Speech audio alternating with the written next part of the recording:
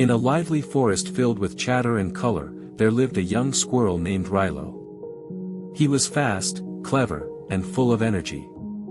But more than anything, Rilo was obsessed with what the other animals were doing.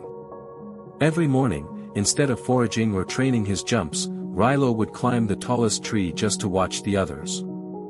He compared himself constantly. When he saw the blue jays practicing their flight patterns, he felt his jumps were nothing special. When the foxes darted through the trees with precision and speed, he felt slow. When he saw the beavers building strong, neat dams, he thought his own nests were sloppy. Even when he had done something well, the moment he saw someone doing something better, he doubted himself. One day, his friend Lyra, a calm and steady tortoise, noticed his distraction. "You look troubled, Rilo," she said as she slowly munched on a leafy snack. "I just feel like I'm behind," Rilo replied. "Everyone else is doing so much better than me. The birds, the foxes, the beavers. I can't keep up." Lyra blinked slowly. "Do you want to fly?" "Well, no." "Do you want to build dams?" "Not really."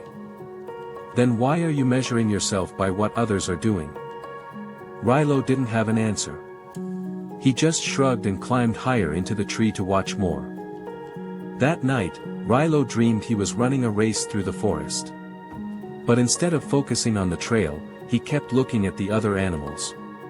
The fox sped ahead, the owl soared above, the deer leaped effortlessly. Rilo stumbled again and again, his eyes off the path. In the dream, he never reached the finish line. He woke up with his heart pounding. The next day, Rilo decided to try something different. Instead of watching everyone else, he would focus only on himself. He would spend the day improving his own skills. He started with his jumps. He leapt from one branch to the next, not worrying about how far the birds flew. He counted how many acorns he could gather in an hour. He practiced building a new nest, just for fun.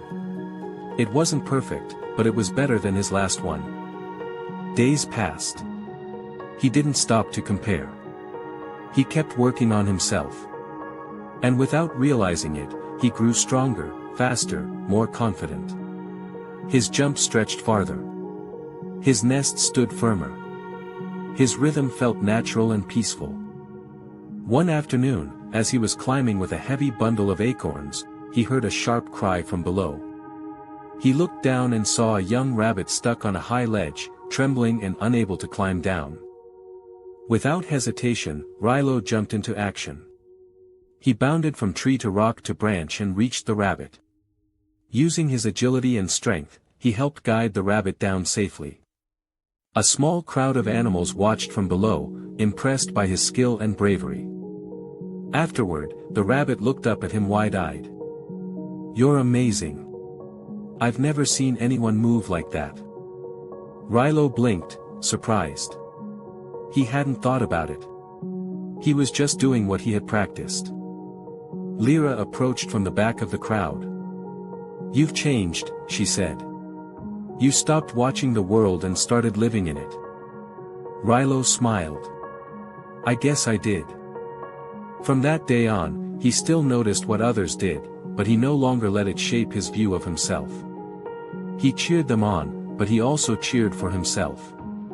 He had learned that the only comparison that truly mattered was between who he was yesterday and who he was becoming.